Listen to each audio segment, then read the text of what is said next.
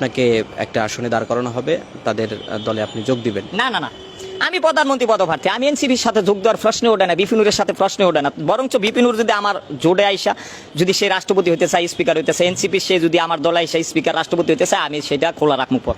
আমি কারোর সাথে আগেও যাই না, এখনো যাই না। আওয়ামী লীগ বিএনপি কত বড় বড় দল, তারা টাকা পয়সা দেয়, আমি তাদের সাথে যাই না। আমি ওয়ান ম্যান ওয়ান পার্টি, আমি একাই চলি, একলা পথে। আমার একটা আদর্শ আছে, নীতি আছে, গরিবের শ্রমিকের মজুরি বাড়ানো, নির্বাচনের আগে শ্রমিকের মজুরি বাড়বো, নদীতে বাদ দেওয়ার প্রজেক্ট শুরু করবো, নির্বাচন হবে। এই যে নাহিদ সার্জিস অথবা হাসনাত যদি আপনাকে ডাকে? এগুলো পোলা পায় না, এগুলো আমাকে বাতিজার সমান বয়স। এরা কি, এরা আমাদের কাছ থেকে রাজনীতি শিখবো। তারা রাস্তায় মারামারি করতে পারবে, কিন্তু মারামারিতে সমাধান না, রাজনীতি জানতে হয়, বুঝতে হয়, শিখতে হয়। Politician should be like this, যে আমি কারো সঙ্গে জোট ফোটে যাব না, আমি একলা যদি জিতি তো জিতলাম, নাহলে জিতবো না। যেমন এনসিপি এখন জামাতের সাথে জোটে যাচ্ছে, একটা সদ্য প্রতিষ্ঠিত হওয়া দল, সবাই এত পছন্দ করলো, এত ডাকনাম হইলো, কিন্তু কি হচ্ছে, এখন নিজেরাই নিজেদের এক্সিস্টেন্স স্যাক্রিফাইস করে দিচ্ছে, নিজেরাই নিজেদের আইডেন্টিটি স্যাক্রিফাইস করে দিচ্ছে। ওই দিক থেকে তো খায়রুল ভাই অনেক অনেক গুণে ভালো, যে আমি কারোর সঙ্গে জোটে ফোটে যাব না। এনসিপি লিডারদের বলতেছে আমাদের ভাগ না, ওরা রাস্তাঘাটে মারামারি করবে, আমরা করব রাজনীতি, মারামারি সমাধান না। প্রধানমন্ত্রী হওয়ার জন্য খায়রুল ভাই যোগ্য ক্যান্ডিডেট, ওনার মধ্যে ওইরকম স্পিরিট আছে।